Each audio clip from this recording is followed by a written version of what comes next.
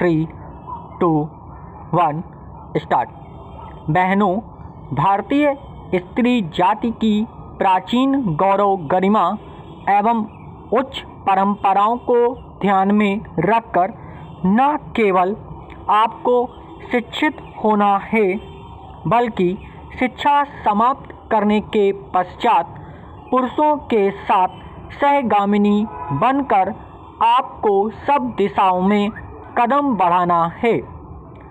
स्वतंत्रता प्राप्ति के बाद अब राष्ट्र के नव निर्माण के कार्य में आपको भी उचित रीति से भाग लेना चाहिए। यह सब तभी संभव हो सकता है जब हम वर्तमान शिक्षा पद्धति की कमियों एवं दोषों को दूर कर उसको अपने अनुकूल एवं उपयोगी बना सकेंगे। इस संबंध में भी देश में परस्पर विरोधी विचारधाराएं प्रचलित हैं। आधुनिक सुधारवादियों या जो अपने को प्रगतिशील कहते हैं, उनकी धारणा यह है कि बालक बालिकाओं को एक साथ शिक्षा दी जाए और दोनों की शिक्षा प्रणाली एक सी हो।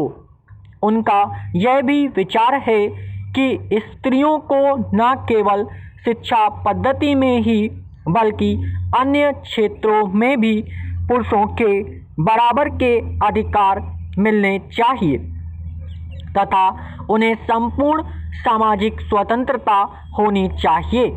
उन्हें समाज के समस्त व्यवसाय और व्यापारों में समान रूप से भाग लेना चाहिए और शिक्षा प्रणाली की रचना इन सब के अनुकूल होनी चाहिए। दूसरी ओर कट्टरपंथियों के विचार इनके विपरीत हैं। इस प्रकार स्त्री शिक्षा और अन्य बातों के संबंध में हमारे देश में वर्तमान समय में परस्पर विरोधी विचारधाराएं प्रचलित हैं। इन दोनों में से कौन सी विचारधारा उपयुक्त हो सकती है और किसके द्वारा हमारी संस्कृति एवं सभ्यता फल फूल सकती है, इस पर हमें ध्यान देना आवश्यक है। जहाँ तक मेरा अपना विचार है, मैं समझता हूँ कि हमारे लिए इन दोनों के बीच के मार्ग को अपनाना श्रेयस्कर होगा। वर्तमान शिक्षा पद्धति के आदर्श एवं उद्देश्यों में जो दोष पाए जाते हैं, उनके अतिरिक्त वह बहुत महंगी सिद्ध हो रही हैं। प्रतिवर्ष हम अपने शिक्षालयों द्वारा हजारों विद्यार्थियों को तैयार करते हैं, जिनमें से बहुतों को नौकरियां न मिलने पर जीविका चलाना बहुत कठिन हो जाता है। इस प्रकार हम अपने शिक्षालयों द्वारा जहां काफ़ी संख्या में विद्यार्थी बेकार तैयार होते देखते हैं, वहां फैशन परस्त भी तैयार होते देखते हैं।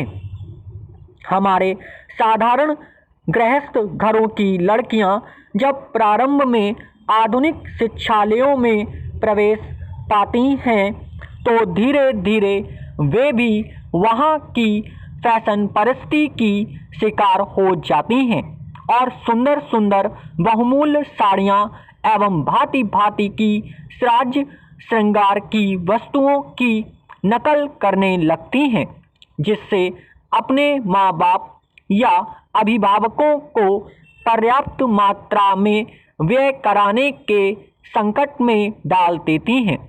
ऐसी शिक्षा प्राप्त कर जब वे स्कूल या कॉलेज छोड़कर जाती हैं, तो उनका जीवन भार स्वरूप होने का भय रहता है, क्योंकि जीवन के कार्य क्षेत्र में वह अपव्ययी शिक्षा पद्धति धनोपार्जन के उपयुक्त सिद्ध नहीं हो सकती।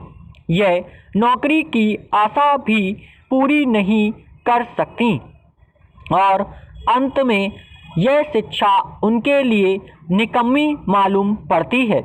इसलिए हमें सचेत होकर सोचना है कि क्या वर्तमान शिक्षा पद्धति ही हमारे लिए उपयुक्त है।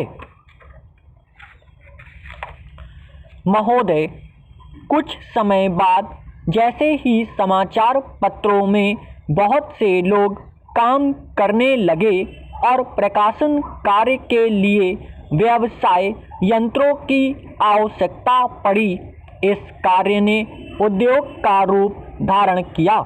निःशुल्क प्रचार अथवा सेवा की भावना अब अव्यावहारिक जान पड़ी और प्रायः लुप्त हो गई। समाचार पत्र उद्योग का यह विकास संभवतः स्वाभाविक है और आधुनिक विचारधारा के अनुरूप है। फिर भी यद्यपि पत्रों का प्रकाशन एक उद्योग के रूप में होता है, समाचार पत्र स्वोद्देश्य राष्ट्र सेवा की भावना तथा नैतिक दायित्व से एकदम मुंह नहीं मोड़ सकते। यह भी स्वीकार करना होगा कि इस उद्योग की यथोचित उन्नति के लिए यह आवश्यक है कि दूसरे उद्योगों की भांति यह भी उन सभी साधनों से उत्पन्न हो जो अन्य उद्योगों ने या तो प्राप्त कर लिए हैं या वे उनकी प्राप्ति के लिए प्रयत्नशील हैं। इसलिए यह सभी के हित में है कि समाचार पत्र उद्योग उन्नत हो और इसका आधार अधिक से अधिक ठोस हो। इधर कुछ वर्षों से हमारे देश के समाचार पत्रों में जागृति की लहर आई है। उद्योग की आवश्यकताओं, श्रमजीवी पत्रकारों की मांगों और पाठकों के हितों ने मिलकर ऐसी स्थिति पैदा कर दी कि समाचार पत्रों की दशा पर पुनर्विचार करना आवश्यक हो गया। समाचार पत्र आयोग की नियुक्ति, आयोग की सिफारिशों का प्रकाशन और उन सिफारिशों पर सरकार का निर्णय, ये सभी उक्त समस्याओं को सुलझाने के सम्मिलित प्रयत्न हैं। मैं आशा करता हूं कि इन प्रयत्नों द्वारा समस्या का समाधान हो सकेगा, समाचार पत्र उन्नत होंगे और इस उद्योग में कार्य करने वाले सभी लोगों को संतुष्ट किया जा सकेगा। मैं जानता हूं कि यह सब कहना सरल दिखाई देता है, किंतु व्यवहार में लाना बहुत कठिन होता है।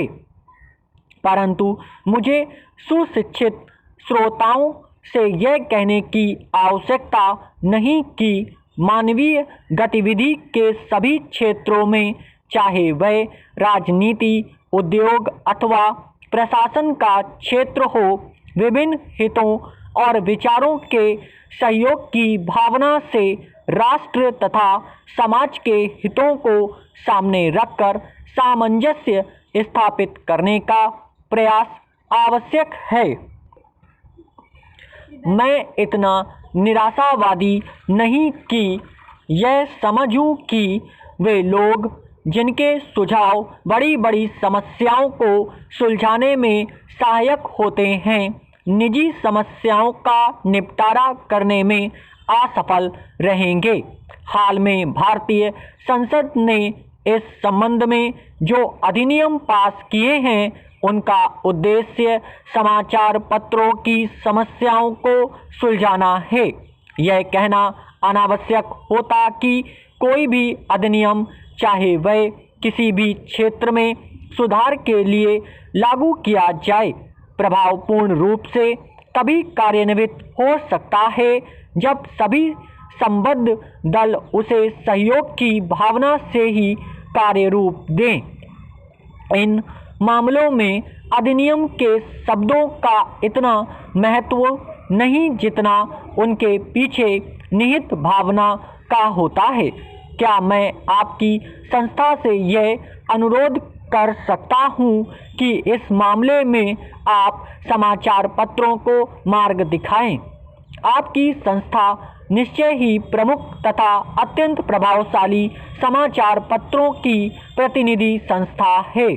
प्रायः सभी बड़े समाचार पत्र आपके सदस्य हैं।